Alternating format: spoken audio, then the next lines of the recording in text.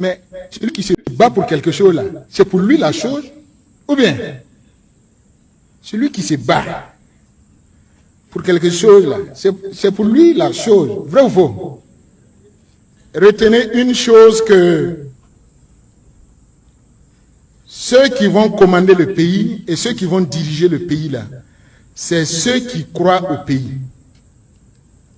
Ce n'est pas quelqu'un d'autre.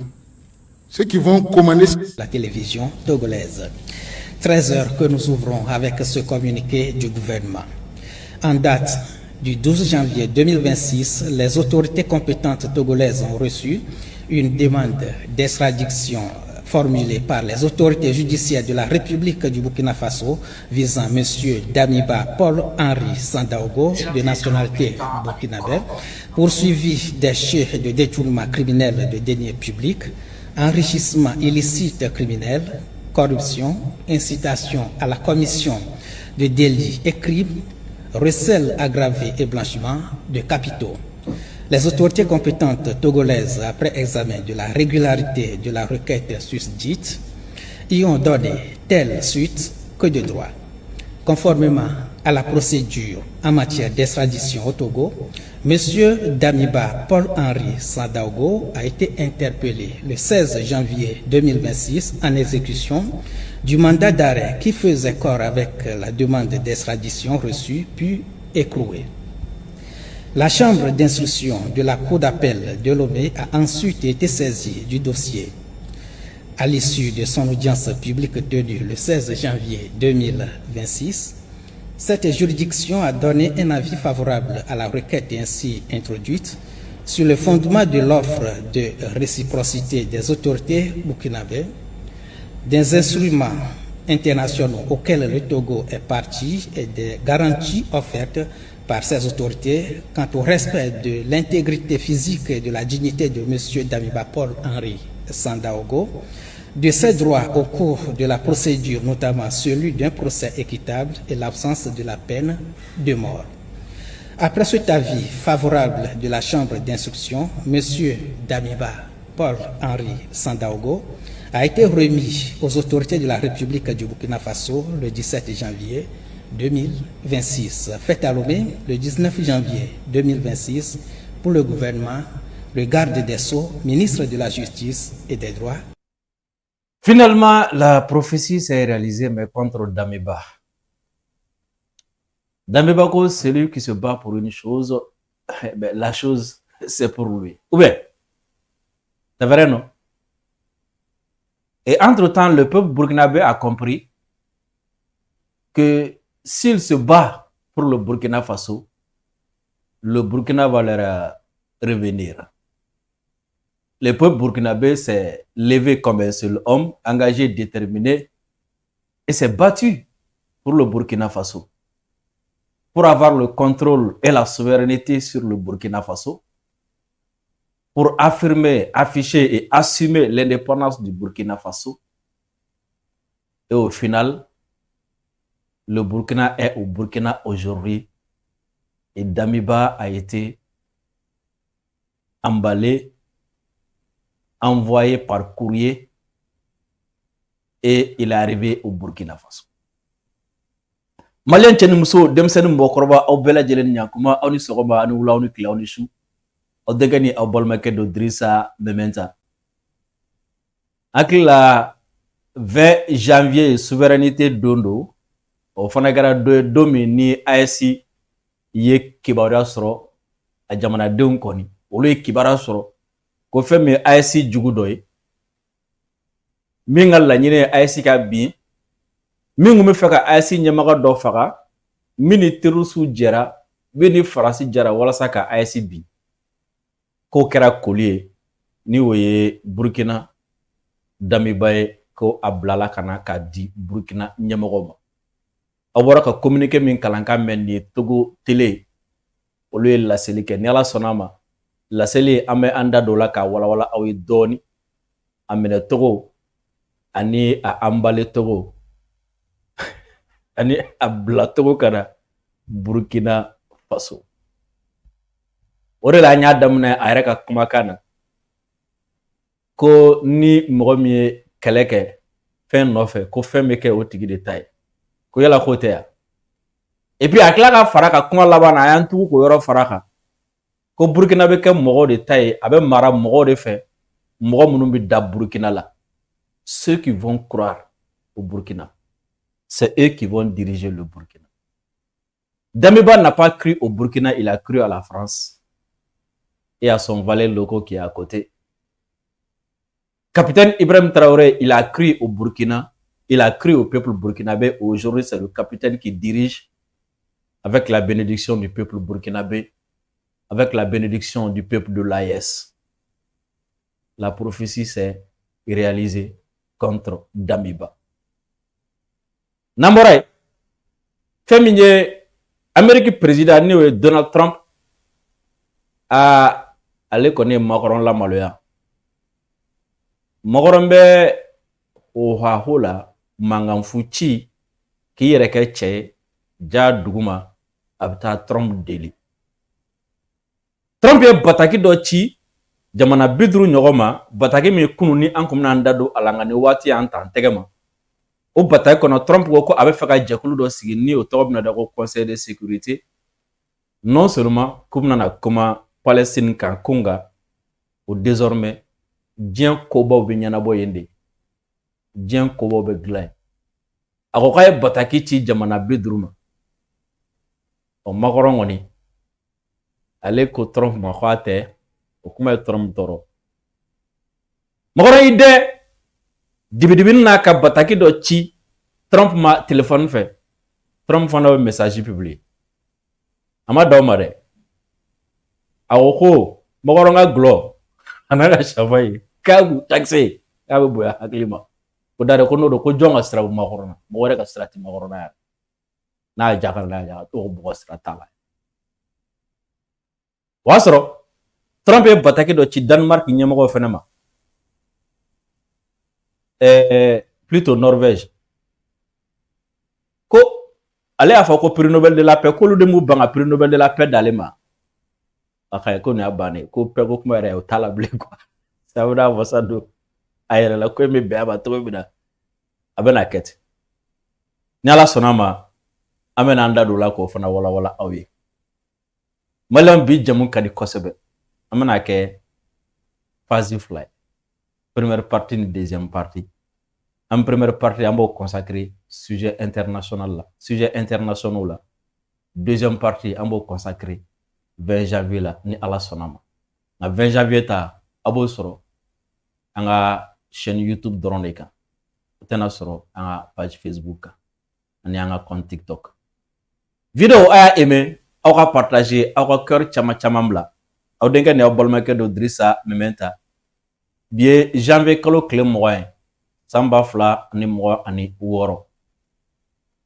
janvier kalo clé moyen samba clé keme kononto ani bioro ani kele Mali armée aka souveraineté soro o nyanajo kumbe sinabi prise d'armes kera fenchama woro kera kornala janvier kalo clé moyen samba fla ani mo ani kele a o fane do ne fana bolo domina ni faso ko kelela Fransi kelela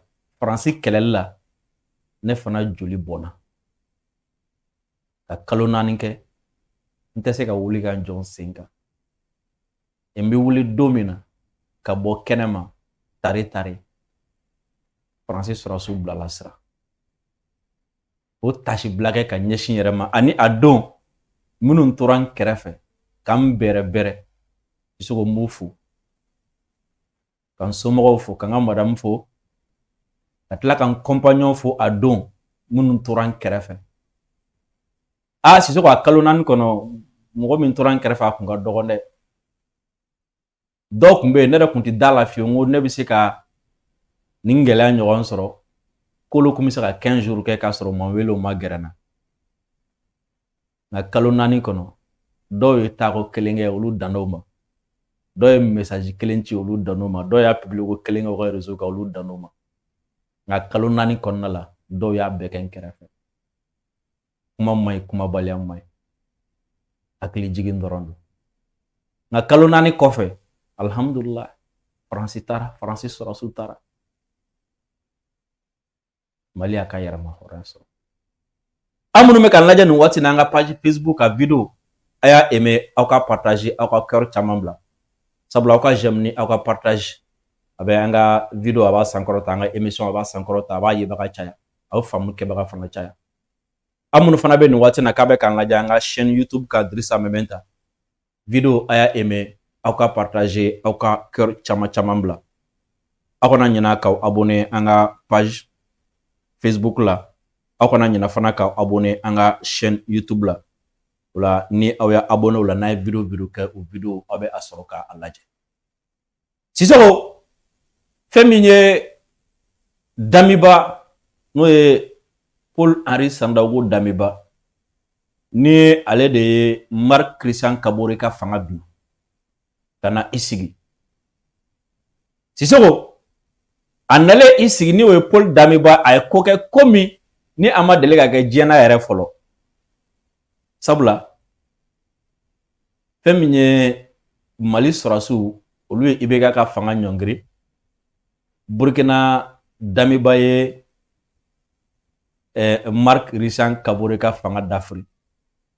Wa CEDEAO ye ɲangili min ta Mali contrôle la, Damiba tala o ɲangili appliquer Mali kan ka a yɛrɛ to coup d'état kɔnɔna la. Kabako tɛ. Depuis o don mɔgɔ y'a faamu Damiba ye den sugu min ye. Depuis o don mɔgɔ y'a faamu mɔgɔ sugu min don.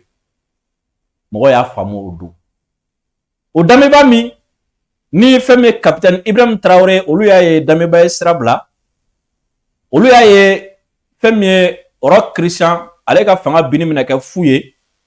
Burkina bɛna to faden sagoya la Lombo Lamba la. Jamana bɛna ci.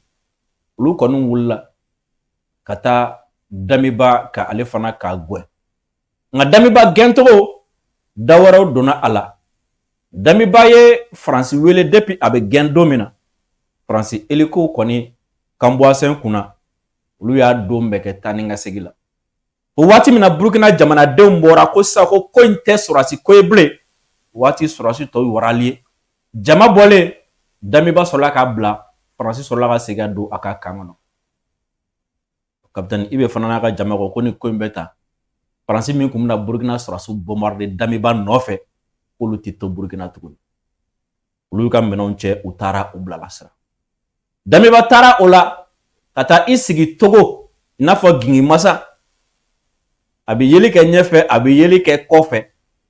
Coup d'état labɛn na. Terroriste sponsorisé la Faransi ka yamaruya kɔnɔna la. Walasa ka se ka Burkina soit jamana bɛ bin ale bɛ fanga sɔrɔ ou bien jamana bɛ ɲagami a bɛ kɛ kisangani ye siɲɛ kelen. Mɔgɔ tɛ balo bilen bɛɛ bɛ sa. O wulikajɔ laban min ni a y'o kɛ ni an y'o video yira aw la ni commerçant ba fila kun bɛ a la ni a ye capitaine kɛrɛfɛ mɔgɔ dɔ sɔrɔ k'o nɛgɛ ni polisi dɔ kun bɛ a la. O kun kan ka tɛmɛ tɔgɔ min fɛ an y'o ɲɛfɔ aw ye. O don aw bɛɛ y'a faamu k'a fɔ ko Damiba min bɛ a kɔnɔ o ye ka tasuma de bɔn. Tasuma min n'a bɛ jeni kɛ ka joli bɔ.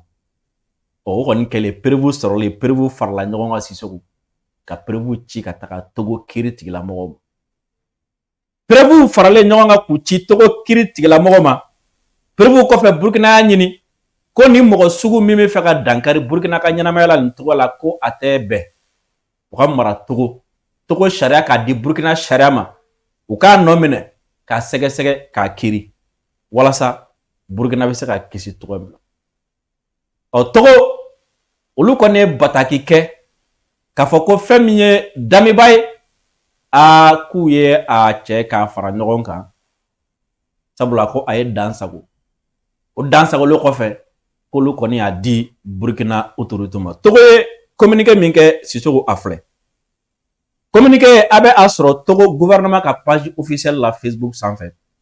Sabula yanni nin communiqué in ka kɛ bi waati min na ni kunkanw bɔra ko fɛn min ye Damiba ye ko a bilala ka taga Burkina ŋunuŋunukanw cayalen dɔ ye Togo page u bɛ communiqué kɛ cogo min na dɔ ye o ɲɔgɔn dɔ labɛn walasa k'a essayer ka mɔgɔw lafili ka fake news dɔ dilan k'o publier k'a kɛ n'a fɔ a bɔra Togo gouvernement de yɔrɔ o fake news o communiqué fake news in kɔnɔna la ka sɛbɛn a kɔnɔna na ko Togo bɛ a ngalontigiya ko Damiba ma di wa ko Burkina ma ɲini olu fɛ ko wa ko ni Damiba kan ka di ko a tɛ se ka di teliyala ten ko siraw de bɛ yen kan ka tɛmɛ sira minnu fɛ surtout ko mɔgɔw ye nin fake news in partager nka ne kelen k'a ye n ye fɛn fɔlɔ min kɛ o ye ka taga Togo gouvernement ka page officielle kan ma communiqué in sɔrɔ n ko nin tɛ tiɲɛ an ye kɔnɔni kɛ o la bisa Togo gouvernement sɔrɔla ka communiqué yɛrɛ kɛ ko yɛrɛ ye tiɲɛ min ye ka sɔrɔ k'a ɲɛfɔ. En date du 12 janvier 2026, les autorités compétentes togolaises ont reçu une demande d'extradition formulée par les autorités judiciaires de la République du Burkina Faso.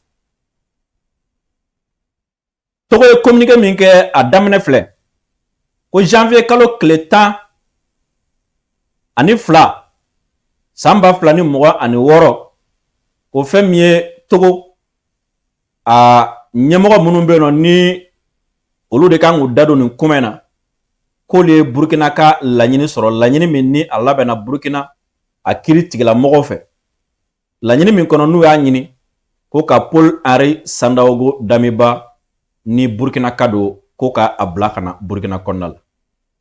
Poursuivi pour des chefs de détournement criminel de deniers publics. O jalaki fɔlɔ min talen don ka a sɛgɛrɛ k'o ye o ye kojugu de ninjuguya wale de don ninjuguya wale min ni Damiba kɛ ni o ye ka Burkina a nafolo ka o kumaniya ka o don sira wɛrɛ fɛ. Enrichissement illicite criminel ni o ye ka nafolo sɔrɔ sirajugu ka sirajugu min ye ninjuguya wale. Corruption ni o ye yuruguyurugu ye. Incitation à la commission de délits et crimes ko a dɔ fana jumɛn ko jalaki min talen don ka Damiba sɛgɛrɛ ko de ka mɔgɔw su ka u bila ka kojugu kɛ ani ka ninjuguya walew kɛ.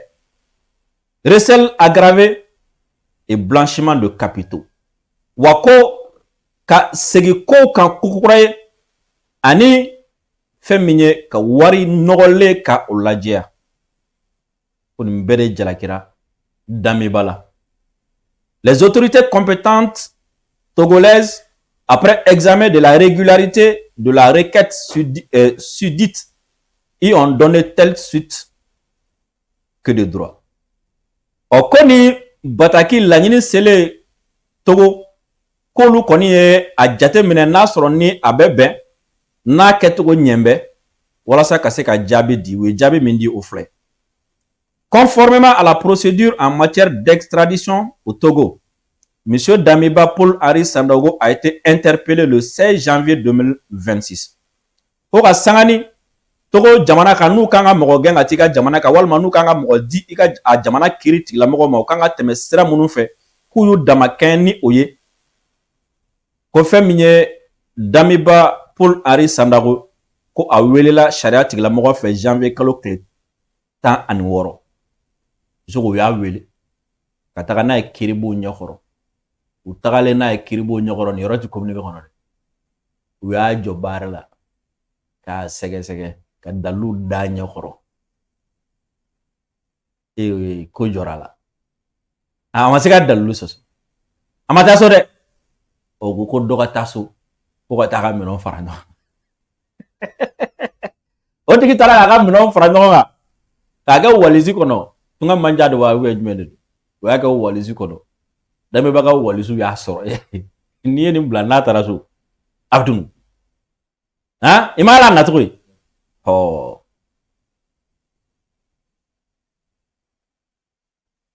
Interpellé le 16 janvier 2026 en exécution du mandat d'arrêt qui faisait corps avec la demande d'extradition reçue puis écourtée. Oko u kelen ka a wele bɔgɔ jɛnnen ka janvier kalo tile 16 sabula fɛn min ye Burkina kiiri tigilamɔgɔ o kun ye sɛbɛn de bɔ sɛbɛn min ni o ye mandat d'arrêt o kɔrɔ ni Damiba minɛna yɔrɔ o yɔrɔ la a ka minɛ n'a yera yɔrɔ o yɔrɔ la a ka minɛ ko o la olu y'a minɛ ka sɔrɔ k'a don bɛrɛ lɔ. La chambre d'instruction de la cour d'appel de Lomé a ensuite été saisie du dossier. O ko kɛlen ko fɛn min ye Lomé à cour d'appel chambre d'instruction ye o sɔrɔla ka olu labɔ a ko kalama. À l'issue de son audience publique tenue le 16 janvier 2026, Cette juridiction a donné un avis favorable à la requête ainsi introduite. Oko utara jo bogo jenne ka janvier kalo kleta ani woro. U kelen ko ka ni sharasu nga hakila nyingali ke ko loko abe behali.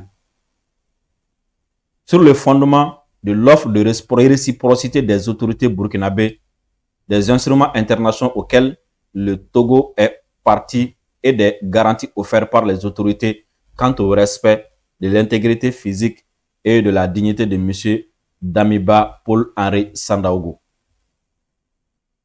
Ako lome uka ni sharasu ngoni ayira ako Damiba minfle Burkina la nyini minke nasoro feminye hake doyo nubi sekulu kolosi ni oye fenkana asoro aka intégrité physique akana boka a jogging walma ka a faga o sharia fana ka comment dire la o ko ni ulu koni mi fe boto ka ba koni bashitala abisa ka coller ka blakata.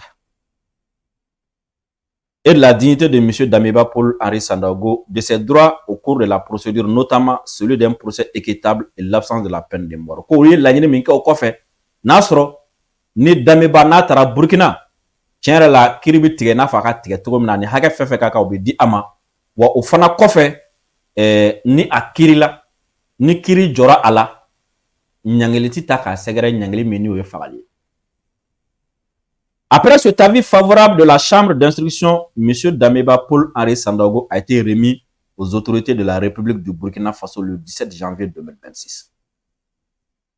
Oko ninu ngoni kɔfɛ Sisoko sharabo hakila ningale olu kelen nga foko abisakata oko femi klekele okofe no janvier kalo kleta ani wulon fly ko femi Damiba ku ya de Burkina nyemoma janvier kalo kleta ani wulon fly fait à Lomé le 19 janvier 2026 ni bataki akera Togo Lomé kunu janvier kalo kleta ni kononto samba fla ani mo ani woro.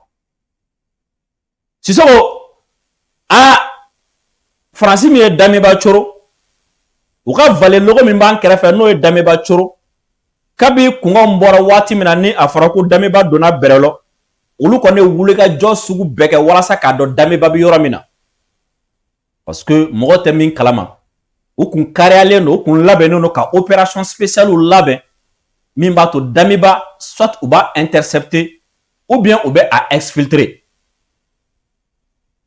Commando kun labɛnnen mais o de la fɛn min ye Burkina jamana ɲɛmɔgɔw olu ma sɔn ka ɲɛfɔli kɛ Togo jamana ɲɛmɔgɔw fana ma sɔn ka ɲɛfɔli kɛ u ma a yɔrɔ fɔ u ma bɔ togo fɔ u ma bɔ sira fɔ a bɔra don min na u m'u da don la a donna Burkina don min na u m'u da don la o kɔfɛ fɛrɛw tigɛla ni Damiba sera Burkina Sisoko a ka se yɔrɔ la yɔrɔ min ye gundola yɔrɔ mɔgɔ wɛrɛ tɛna bɔ min fana kalama hali n'a ma ɲɛ k'a fɔ k'u bɛna taa kɛlɛ kɛ k'a bɔ u tɛna se k'a yɔrɔ dɔnya o de la da de na sinon daden kun ti dɔwɛrɛ dɛ parce que u b'a dɔn Damiba tɛ c'est-à-dire ni ko Damiba tɛ i bɛ kuma kɔrɔ dɔn wa Damiba bi belebeleba dɔ ka ci la belebeleba dɔ bɛ ka Damiba dɛmɛ belebeleba dɔ bɛ ka nafolo di a ma wa a bɛ belebeleba dɔ ka baara la o belebeleba o b'a dɔn ni tɛgɛ dara Damiba kan a kɛra cogo cogo ni Damiba kumana bi o a kumana sini o a na olu tɔgɔ fɔ walima a n'olu ka fɛɛrɛ dɔw fɔ olu tun bɛ fɛn sugu bɛɛ kɛ soit ka Damiba porokoto ka bɔ ninnu bolo soit hali n'u tun ye Damiba sɔrɔ o b'a faga o de la fɛɛrɛw tigɛra walasa ka Damiba labɔ k'a sɔrɔ mɔgɔ ma bɔ a kalama n'i ye nin communiqué min ni a kɛra kunun ka a publier bi Sisoko hali ni mɔgɔ min tɛ misiw miyɔrɔ la bɛɛ y'a dɔn filen tɛ taa ye kɔrɔ jumɛn ko koli sera a seyɔrɔ la doni sera a seyɔrɔ donitigi ye doni sɔrɔ a kan ka lasago yɔrɔ min na a taara lasago yen fiɲɛ yɛrɛ t'a sɔrɔ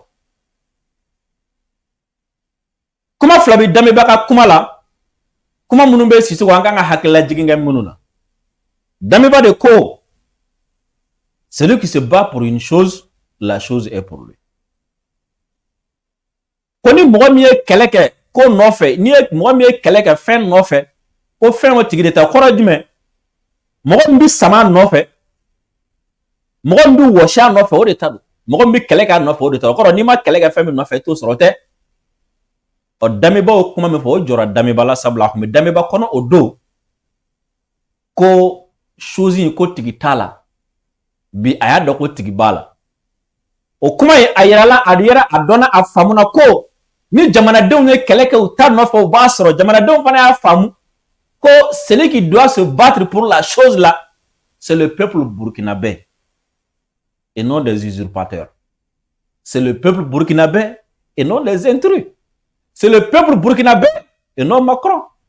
Au peuple burkinabé fana wula ka kɛlɛ kɛ fɛn nɔfɛ.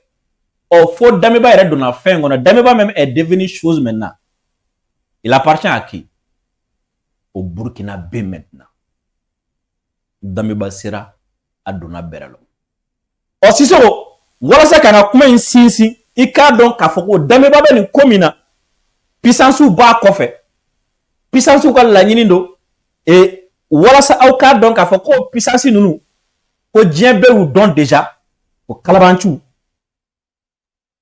o de la fɛn min ye Russie ministre des affaires étrangères n'o ye Sergei Lavrov ye a tun bɛ conférence dɔ la san yɛlɛma conférence Sisoko a ko gɛlɛya min filɛ nin anw fɛ yan terroriste filɛ k'an attaquer min kɛ mercenaires filɛ k'an attaquer min kɛ minnu bɛ k'a ɲini k'an ka jamana ɲɛmɔgɔ ninnu faga a ko cɛ tɛ muso tɛ dɛ ko Faransi de kɛlen don ka Ukraine a force spéciale dɔw ta ka na olu bila anw fɛ yan Sahel kɔnɔ ko walasa Sahel kana basigi Sahel ɲɛmɔgɔ kana se ka baara kɛ degun dɔrɔn ka kɛ Sahel kɔnɔ Sergei Lavrov bɛ nin kuma in fɔ ala a ti heure 20 bɔ fɔlɔ i t'a a kalan ka lamɛn. Les Français, l'ancien souverain ancien maître de ces territoires, tâche de faire des obstacles à de gouvernement de ces pays et utilise des méthodes terroristes ainsi que des groupes terroristes et des restes des groupes qui sont proches de l'État islamique. Il y a des faits prouvés qu'une telle activité est mise en œuvre avec la participation des instructeurs ukrainiens qui sont prêts à l'ordre de Kiev à empêcher la Russie et nos amis dans tout le monde. Ils s'occupent de l'expansion extérieure, ils s'en occupent. Mais je suis sûre que le pays africain comprend les conséquences de telles ingérences dans les affaires intérieures. Sisoko numu ye faranga dɔrɔn de walasa ka Dameba ko in dafa an ka dɔn Dameba bɛ mɔgɔ min ka baara la Sisoko n'an bɔra ye lahawla fiɲɛba min wulilen don gɔngɔnba min wulilen don kɛlɛba min wulilen don nin waati na diɲɛ kɔnɔ ni o kɛlɛba in ni a bɛ fɛ ka taga ni Europe jamanaw ye ni o kɛlɛba in ni a ɲagalen don nin waati na Donald Trump ani Européens ni ɲɔgɔn cɛ kɛrɛnkɛrɛnnenya la ni kɛlɛ ni a tasuma ɲagalen don Emmanuel Macron ani Donald Trump ni ɲɔgɔn cɛ a kɛlɛ kɔni a ye kunnama dɔ sɔrɔ bi eko n'a man dogo an ka dugukolo la Faransaw tɛ sɔn ka n'u réfugié an fɛ yan Donald Trump ye bataki dɔ ci a ye bataki in ci Europe jamana dɔ premier ministre ma o bataki kɔnɔ Trump ko considérant votre pays a décidé de ne pas me décerner le prix Nobel de la paix alors que j'ai mis fin à 8 guerres, je ne me sens plus obligé de penser uniquement en termes de paix. Ko namanya kafako au ka jamana de ya ban ka jonjon dina ma jonjon mi ni abedi mo ma jian kono mi wuli ga joke walasa kanani ben o prix Nobel namanya ko au ka jamana de ya ban ko dina ma ka soro ne kele ban jamana shegin kono o kuma ne tenana miri tuguni ndoro bena. Le Danemark n'est pas capable de protéger ce territoire contre la Russie ou la Chine. Et d'ailleurs, pourquoi aurait-il un droit de propriété sur cette terre? Danemark. ko Danemark yɛrɛ ko se foyi ti a ye ka Groenland ka a kɔlɔsi ka bɔ Irisiw ni Chinois ka tɔɔrɔya ma. Dari yɛrɛ ko hakɛ jumɛn de bɛ yen nɔ dɛ n'o bɛ nin dugukolo in di Groenland di Danemark ma dɛ.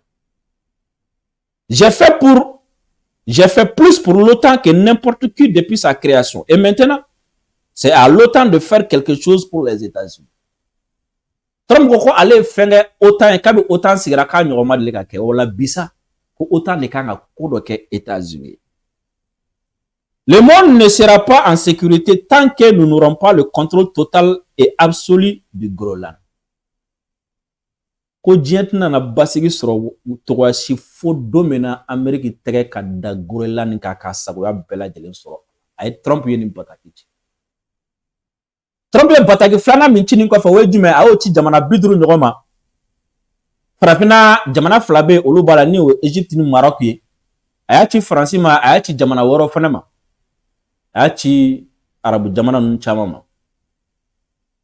O bataki kɔnɔ Trump y'a sɛbɛn ko fɛn min ye Palestine ko ye sisan ni o ye Gaza ye ko ale bɛna jɛkulu dɔ bila sen kan jɛkulu min ni a tɔgɔ ye ko Conseil de sécurité. O jɛkulu in u bɛna kuma Palestine kan ka kɛ cogo min na ko nka k'u tɛna dan o dɔrɔn ma Sisoko.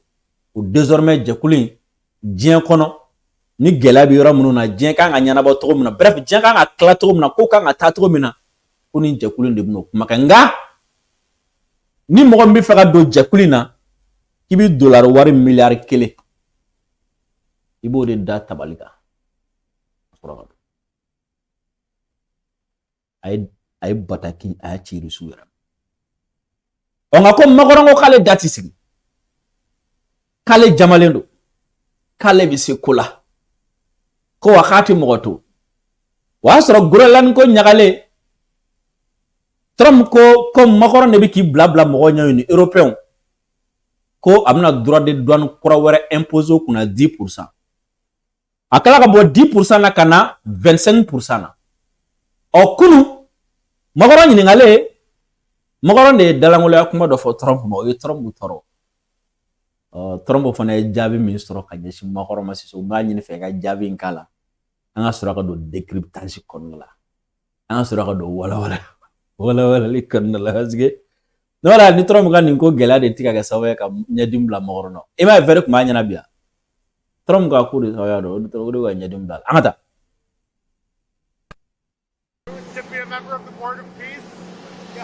He's been invited. And do you have any response to President Macron saying he will not join the Board of Peace?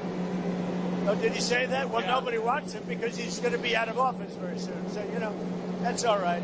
What I'll do is if they feel like Costo, I'll put a 200% tariff on his wines and champagnes, and he'll join. But he doesn't have to join. If he said that, you're probably giving it to me a little bit differently. But if he actually did say that, but as you know, he's going to be out of office in a few months. Sisoko, journaliste Donald Trump ɲininka ko i ye bataki ci Macron fana ma Macron fana kan ka don i ka ko in na a ko bataki cira Macron ma ko nka ko Macron ko k'ale ti don a la dɛ e ko Macron y'o fɔ Macron ko k'a ti don a la e ko jɔn yɛrɛ ka sira bɛ Macron na jɔn ka sira b'a la mɔgɔ si ka sira ti Macron na ko n'o tɔgɔ yɛrɛ don k'a ka ɲi ko Macron bɛ nin dalangola kuma ninnu cɛya kuma ninnu fɔ ale ma Sisoko ko désormais ko Macron Faransi a vin ni a champagne a gulɔ Faransi bɛ taa gulɔ min feere États-Unis k'a bɛna 200% de kɛ a kan droit de douane k'o bɛna jateminɛ ni Macron bɛna na n'a tɛna na ko d'ailleurs k'u bɛ ka kuma in fɔ cogo min na k'ale tun ma kuma in faamu tɛ koyi ko n'a sɔrɔ ni Macron ye nin de fɔ kɔni 200% droit de douane k'a bɛna imposer Faransi vin ani a champagne de ta a bɛna imposer olu kan minnu bɛ don fɛn kɔnɔ d'ailleurs ko mɔgɔ jɔn ka sira ma o ka sira ta Trump ma danni ma dɛ o kama an ɲɛ b'a la Macron de kɛlen don cɛ min bɛ ka i kɔli wuli k'i kama kɔrɔta kuma mugu ba la fan bɛɛ lajɛlen fɛ a ko k'a bɛna na Macron la maloya siɲɛ jaa minnu bɛɛ la Macron bɛ nin bɛɛ la ni su kora ni mɔgɔw dara a bɛ taa Donald Trump deli ni dugu jɛra a bɛna caméraw ɲɛkɔrɔ ka na mankan ci Trump fana ko n'a ma ɲɛ k'o cogoya don ko an ka ko in bɛɛ da kɛnɛ kan siɲɛ kelen Macron ye bataki dɔ ci Trump ma Sisoko Trump fana ye bataki in a y'a publié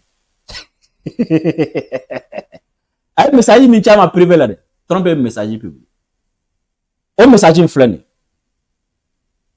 Macron est bataki min ci Trump ma kono kuma fle Macron ba fa ko mon ami nous sommes totalement en ligne sur la Syrie. Nous pouvons faire de grandes choses sur l'Iran. Je ne comprends pas ce que vous faites sur Groenland. Essayons de construire de grandes choses. 1. Je peux organiser une réunion G7 après Davos à Paris, jeudi après-midi. Je peux inviter les Ukrainiens, les Danois, les Syriens et les Russes dans les marches. 2. Dînons ensemble à Paris jeudi avant de retourner aux États-Unis. Emmanuel Macron. Macron bataki ci Trump ma ki denk a ci ay message de ci ama. Ina fa am message ci ñoko ma to mina. Ako Donald Trump ma Donald Trump. Siriko anjara ko ke ñoko fere. Hein? Wa feme Iran ko amisaka kobo fana ka ñoko fe Iran.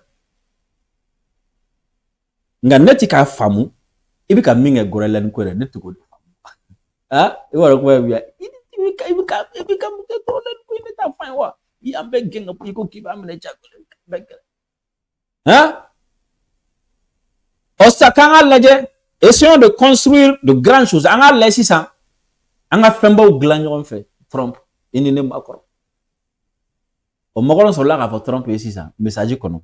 Ou femble loi pour la be kalem se OK. Je peux organiser une réunion G7 après Davos à Paris. Ko 500 ou bi sommet dollar. Ou ka Davos Suisse. Ko fait ko ale Macron mi se ka G7 fara ñogon ka réunion de provoquer réunion min konna la abina na Ukraine wele abina na Danemark ka wele abina na Syrie wele abina na Russie fana wele la Trump kana ala misa France abi réunion organisée nunu ni ñogon ci fana dînons ensemble à Paris jeudi avant de retourner aux USA o ko ni ay laban ke ma ñini fenna anga strofana du ñogon fe Paris ala misa yani ka segi ni séduction dragueta avec Trump dragué ima kuma fam ni mbata kinta wo fe mi gachi droit de l'homme de démocratie de petit potata a bengal moron to godi tan ñogon fam sirika o anga stratégie droit comme ay ñogon fam sirika am bena sirik la ay sirik klani ñogon ci wana mi sala Iran fara klani ñogon ci hein ibi tasoro min tasoro déjà sirik ko ay ñanabo i tasoro ñen tasoro ay klani ñogon ci am mi sala Iran ko fana kete am na ñogon fam Iran ko fana la ibi tasoro min tasoro mais il faut mi nga Groenland ti ko fam ko re dime ibi ka mi nga Groenland na ti ka fen soro lawo ñeti ka fo soro la wanga intérêt tu ko fana jete comme bête intérêt quoi oh là où tu vas voir que Macron est un complexe de supériorité bas là il se prend pour quelqu'un il se prend pour le centre du monde il se prend pour quelqu'un d'important il se prend pour un maître du monde voilà ça veut dire qu'a proposé Trump ko Trump kana ale Macron ale bisaka nani risuye Paris ala misana biti bedo ne biti mardia siningene ale misaka nani risuye France abisaka nani Syrie ye France abisaka nani Danemark ye France ale bisaka nani mbe seba ale kana nani mbe mako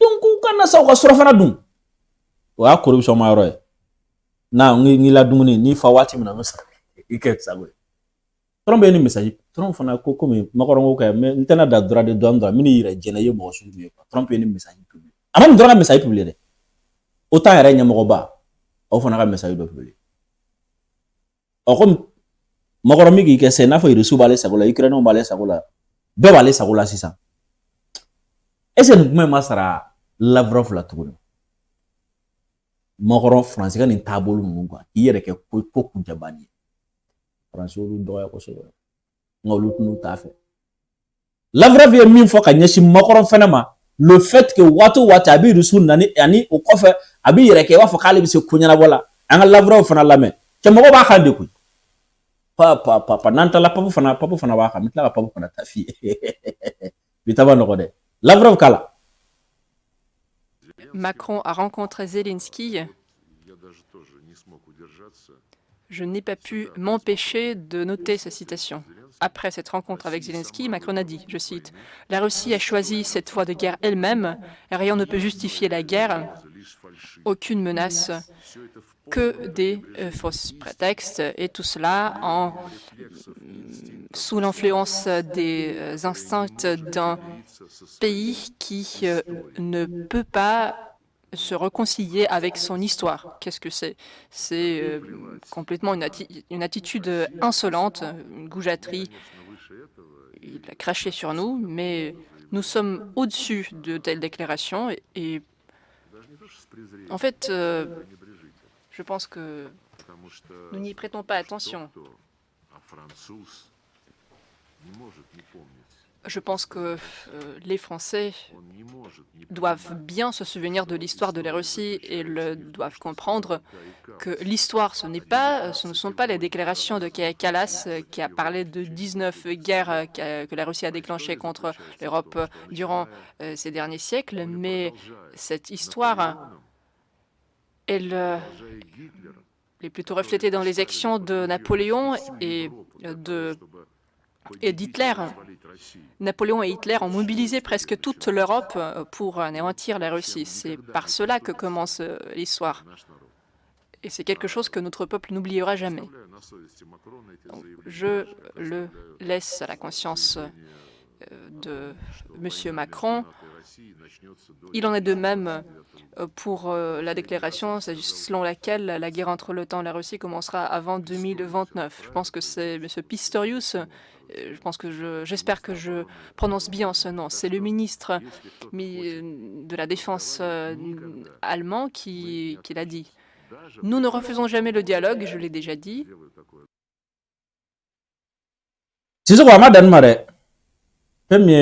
François Asselineau, Français politique nyamoko dodo, wa ay Français serve de renseignement au fana nyamoko ka. Ale fana borane kuna fonia. Ale ko Léon XIV refuse de recevoir Macron. Les proches du pape indiquent qu'il reproche à Macron le travestissement et la profanation de Notre-Dame ainsi que ses lois uniques sur l'euthanasie. Il juge qu'une rencontre avec Macron serait presque malsaine. C'est du jamais vu. Macron agace le pape. Rencontre annulée. Ancien secrétaire au dicaster pour la culture, M. Pagazi rapporte le refus du Saint-Père de recevoir Emmanuel Macron en audience privée début janvier. Le changement de vitraux à Notre-Dame serait perçu comme un travestissement par Macron. Oh, comme abana fo ni chita bo, papa fana diminuer le Macron. Le gars, il voulait nous isoler. Hein. Il voulait isoler le Mali. Il voulait diviser le Mali. Comment faire djembe blanc Mali contre là? Comment faire djembe blanc à Mali? Comment faire Mali ni djembe blanc? Et janvier 2026, Macron se retrouve seul. Djembe va clé contre là. Carrément, ça existe. Salam alaikum. Féminin, boisson énergétique pour Maxi et boisson mini amenala kadi kosobe. Ka awala ka galabu di awma ayotala ka boisson énergétique pour Maxi. An karamo ke ni we Shérif Tiami Haidara ala ya so doni na doni mi ni abake ka frakel ke abe bana do abe bana fraude abe se frakel ke ko nyumana wani wati na abe bana bato ani bana bato somo jigi koro aye aw gere ala ka chala fe abe frasoro akwa bana la bana kelunu ka aw munun degu ou bien a dola ala yore tado bana munun bi awla aw yala la aw segana aye Shérif Tiami Haidara et aller segere. Aga téléphone numéro 75 64 10 10 Arambeshi.